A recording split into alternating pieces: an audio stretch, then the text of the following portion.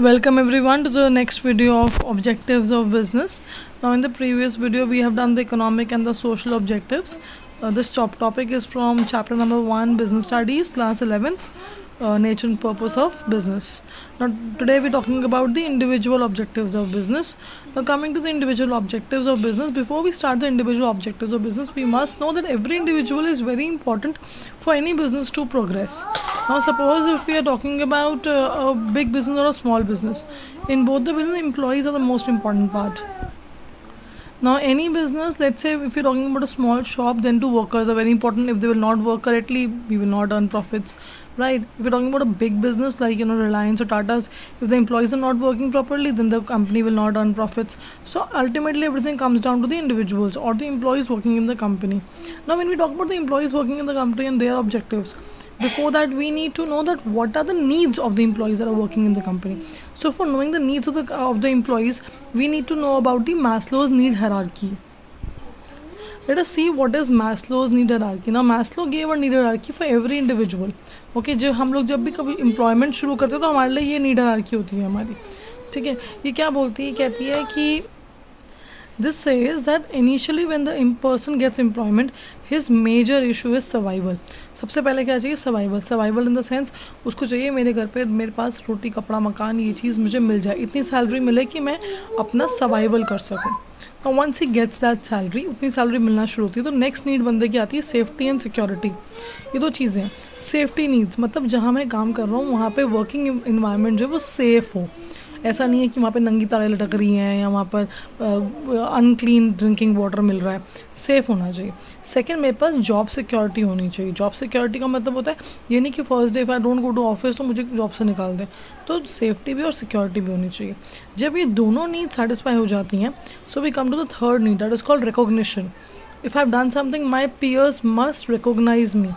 They must help me, they must appreciate me in front of my friends, in front of my seniors. That's called recognition. अब जब इंसान को survival के लिए salary मिल रही है ना, जॉब भी सही है, सेफ्टी भी मिल रही है ना, मेरे सीनियर्स रिकॉग्नाइज भी कर रहे हैं, तो चौथी बात आती है इस्टीम या ईगो कहते हैं जिसको हम लोग. मेरी मैं if I have made the decision, why will my juniors not follow it? If I have said something, it has to be followed. So ego issues, esteem issues. और लास्ट आती है सेल्फ एक्चुअलाइजेशन. इसका मतलब होता है कि ठीक है भाई, मेरे पास सब कुछ है, पैसा भी है, मेरे लोग मेरी फॉलो भी कर रहे हैं, तो मुझे अब दुनिया के लिए क्या करना है. अच्छा, तो ये होता है मैस्लोज नीड हायरार्की. और depending on this need hierarchy only we have the individual objectives. Now coming back to the objectives, individual objectives. The first objective is competent and fair wages. ठीक है ना, एवरी एम्प्लॉय वांट्स कि मुझे मेरी काम जितनी salary मिले, that is called fair wages. The amount of work I am doing I should get salary for the same. And competent wages का मतलब होता है दो चीज़ें.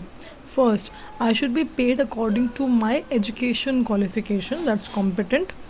सेकेंड, जितना मेरे लेवल के लोग इंडस्ट्री में कमा रहे हैं, बाहर मार्केट में ले रहे हैं, मुझे उतनी ही सैलरी मिले. तो when we talk about competent fair wages, it has three components in it. First, salary should be according to my caliber. Second, salary should be according to the ones which I am already getting or people are getting of my caliber are getting outside. And third, my salary should be of the work I am doing. ठीक है. Coming to second point, we have good and safe working conditions. Every individual employee wants कि जहाँ मैं काम कर रहा हूँ वहाँ पे working conditions सही हो, ड्रिंकिंग वाटर अच्छा हो, हैज़ार्डियस ना हो, कोई खतरे की बात ना हो. Third we have is recognition. Recognition का मतलब होता है that whenever if an individual employ wants कि जब भी मैं कोई अच्छा काम करूँ तो मुझे अप्रिसिएशन मिले in front of my friends, in front of my peer group, in front of my superiors. And last we have is training. Training का मतलब होता है ना, ट्रेनिंग में दो चीज़ें आती है, होती है ऑन द जॉब ट्रेनिंग, होती है off the job training. Training क्या होती है? ट्रेनिंग होती है basically to keep the employee equipped with what is going on. ठीक है, तो इसके अंदर दो आती है, on the job, off the job. On the job training में जो बंदा काम कर रहा है उसको ट्रेनिंग मिल रही है. इसका मतलब जब बंदा काम करता है तो उसको जब ट्रेनिंग मिलती है उसको कहते हैं ऑन द जॉब ट्रेनिंग, है ना. जैसे कि अगर वो इंजीनियर तो उसको इंजीनियरिंग कंसेप्ट के बारे में ट्रेनिंग मिलना कि नया क्या क्या आया है इंजीनियरिंग में. दूसरा होता है off the job training. Of the job training का मतलब होता है कि वो चीज़ों की ट्रेनिंग मिलना जहाँ पर हमारे को हमारी एक सेल्फ एक्चुअलाइजेशन होती है. जैसे योगा की ट्रेनिंग दे दी लोगों को मेंटल हेल्थ की ट्रेनिंग देनी है. तो दोनों ही ट्रेनिंग बहुत इंपॉर्टेंट है. आपको टेक्निकल नो हाउ भी इंपॉर्टेंट है और आपका सेल्फ एक्चुअलाइजेशन भी इम्पॉर्टेंट है। अगर लोग अपने आप ग्रो करेंगे, सेल्फ ग्रो करेगा, तभी हमारी कंपनी ग्रो करेगी। ठीक है, so these are individual objectives. So we have explain the economic objectives, social objectives and individual objectives.